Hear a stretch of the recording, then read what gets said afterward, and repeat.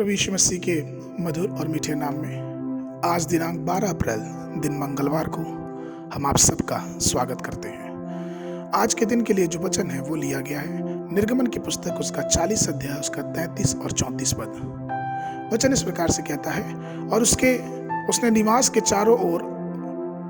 वेदी के आसपास आंगन की कंगात को खड़ा कराया और आंगन के द्वार के पर्दे को लटका दिया। इस प्रकार मूसा ने सब काम को पूरा कर समाप्त किया। तब बादल मिलाप वाले तंबू पर छा गया और यहोवा का तेज निवास स्थान में भर गया। प्रभु में मेरे प्रिय लोगों, हम इस बात को जानते हैं कि यहोवा के निर्देश के अनुसार मूसा ने परमेश्वर के तंबू को स्थापित किया। परमेश्वर ने जिस प्रकार से योजना बनाई उस प्रकार से मूसा ने उस चीज को बनाया, और जब वो बन के तैयार हो गया तो परमेश्वर की स्तुति और आराधना जब वहां होने लगी तो परमेश्वर की महिमा में तेज से वो मिलाप वाला तंबू उसके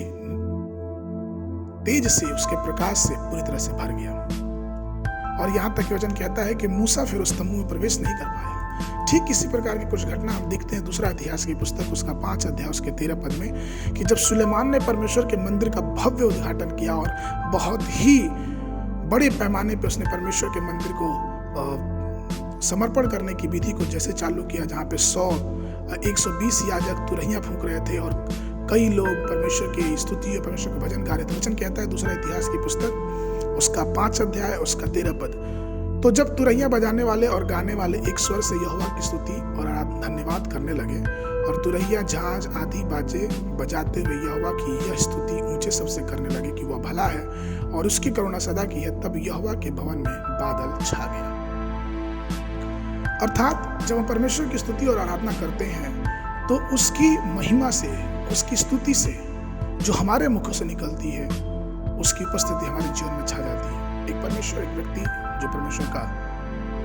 दास था, उसने भारत में और विदेशों में कई प्रकार की सेवाएं उसने दी, और वो मृत्यु के ठीक पहले मुश्किल से अपने बिस्तर से उठा और लोगों से कहा कि मुझे प्रार्थना करना। फिर उसके लिए एक चटाई बिछाई गई और उसके अगल बगल तकिए रखे गए, और फिर वो किसी प्रकार से वो व्यक्ति घुटने पे आया और वो प्रार्थना करने लगा। और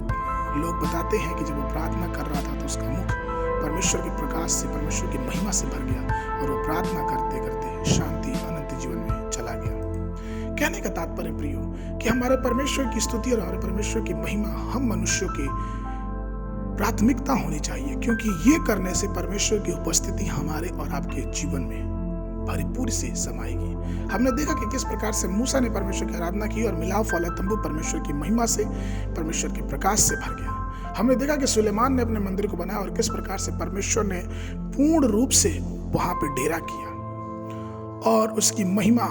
उस स्तुति और गान से भरपूर हो गई। इसलिए आइए इस संसार में रहते हुए हम भी जब प्रभु के लोग हैं, परमेश्वर की महिमा, परमेश्वर की स्तुति अपने जीवन में करते रहें, क्योंकि हम परमेश्वर के सेवक हैं और हमारा कर्तव्य बनता है कि हम परमेश्वर की स्तुति और गान में परमेश्वर की आराधना करते करते अपने जीवन को बिताते, क्योंकि इससे बेहतर और कुछ नहीं हो सकता है।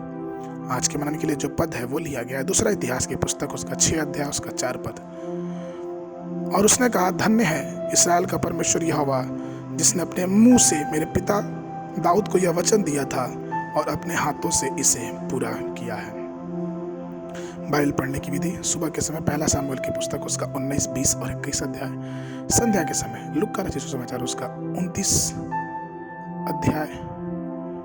54 पद से, लूका रचित सुसमाचार उसका 11 अध्याय 29 पद से लेके 54 पद तक। परमेश्वर आप सबको आशीष देवे।